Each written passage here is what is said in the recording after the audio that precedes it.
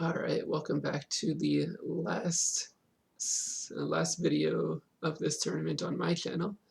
Uh, this time it's against Jesper 13. He's playing a blue-yellow deck, and I'm playing my mid-range white-green.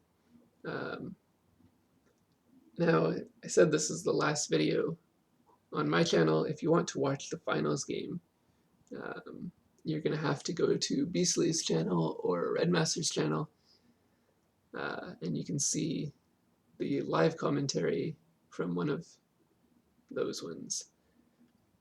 Or both. You can support both of them. Anyway, back to the game. I predict that Jesper is playing War Party here. That's a very late game deck, and I want to try and win the game before he can overpower me. Otherwise, things get quite messy. So, call for aid is what I choose to do. That's going to give me some Northlands Rangers, some big powerful units to hopefully rush down his castle. But the Tyrannosaur is going to make it harder for that to happen with a constant fear aura. So instead of playing a Northlands Ranger, I'm going to use the Southport Cannoneer and hopefully create some presence on the board with that.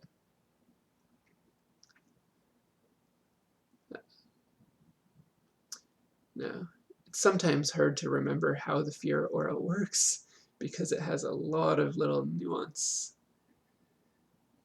tricks, so it just takes some experience knowing which positions are going to fear where, and if you aren't quite sure, just take your best guess.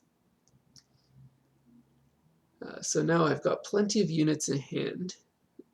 It would be good to use something like a Southport Captain or a Dread Pirate Robbins to generate some gold and be able to get a win out, or at least close to a win, in the next couple turns.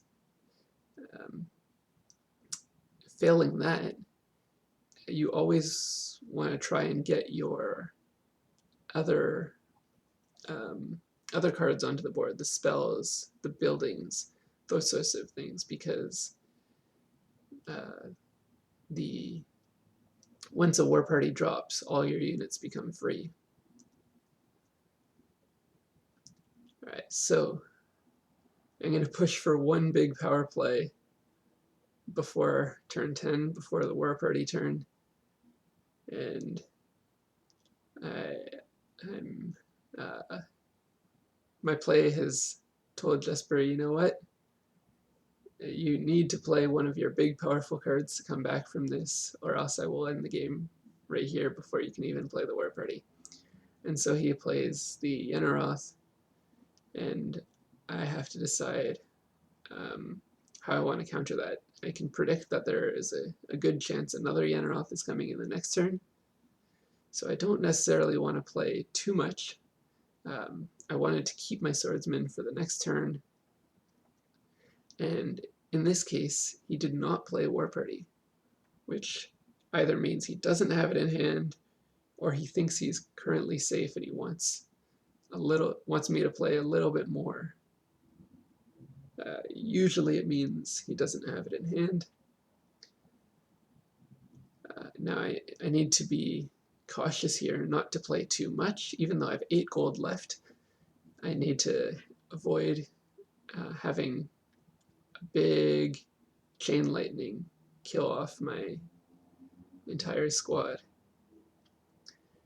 So yeah, the name of the game is to avoid playing too many units. In this case, he plays a Lich and it gets an excellent 2 targets, the Cannoneer and the main Wraith that's attacking his castle. And so I'll counter that by putting as much damage as I can onto the castle, and thinking that he does not have War Party in hand, I'll push a swordsman behind. That could end the game outright. If he doesn't have War Party, I also have an 8 damage Cannoneer plus a couple ticks from the sudden death. So that's something to watch out for as well. You want to always be watching for lethal damage, but the freeze is going to slow me down. He's got 2 freezes, and I can get 1 tick of last will, sudden death damage, plus 8 damage is 9, so he'd be left at 1 health. And it's a risk that I could take, but knowing that I have Bestial Rage, it's a safer play to do the 9 damage and keep my Cannoneer a bit safe. Knowing there's a strong possibility of a Yarm Giant, I position my Cannoneer off to the side. So you can either choose to get the group up top or my group down below, whichever he thinks is a stronger threat. But you want to sort of balance those out. In this case, the Yarm Giant hits the bottom group. And boy, does the war party ever come when it comes. So, thinking fast is always good in these war party turns, but you have to plan it out carefully too. So it's a balance. I've got a couple of Dread Pirate Robins to do some trades, maybe generate some extra gold. But yeah, gotta act fast. In this case, I want to keep a couple Treants alive, or a Treant alive. That way it absorbs the hit from his next attack, which is crucial. So now that we've hit the late game, things have started to get messy. And he makes a mistake forgetting that my Cannoneer has Rampage, and I'm able to sneak out a win due to how busy the board is and how hard it is to remember everything that's happening. So good game number 1 for Jesper. And we're going to move on to game 2. I switched decks to a red-white deck.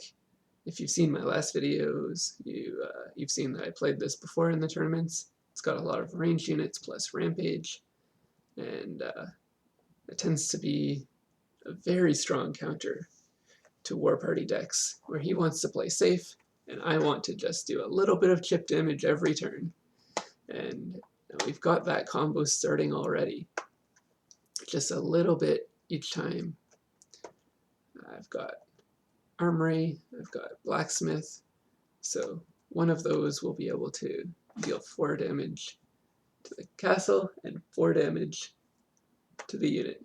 And I'm just going to keep going with that trend as long as I can. As long as you can keep poking and keep getting a little bit of damage each turn, it can win you the game.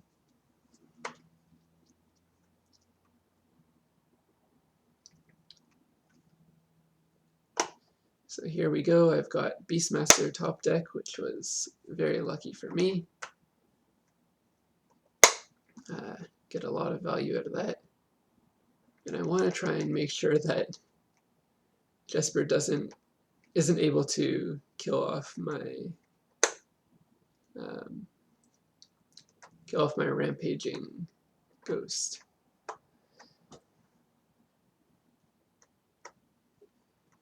So how would you proceed in this scenario? There are so many options to do.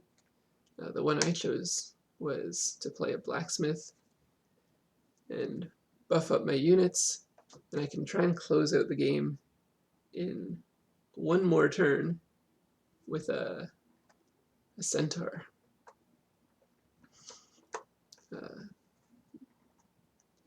The only way Jesper can deal with this is freeze, but unfortunately he didn't freeze the right target.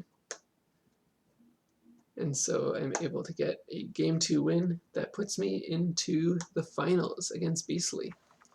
So I hope you go and watch Beastly's video or Redmaster's video where he's doing live commentary with Asteroid. Either of them or both of them. But it'll be a great, and you get to find out who wins the tournament. So I hope you enjoyed this one. Hope you enjoy the finals games. I'll have links in the description below. And see you next time. Bye.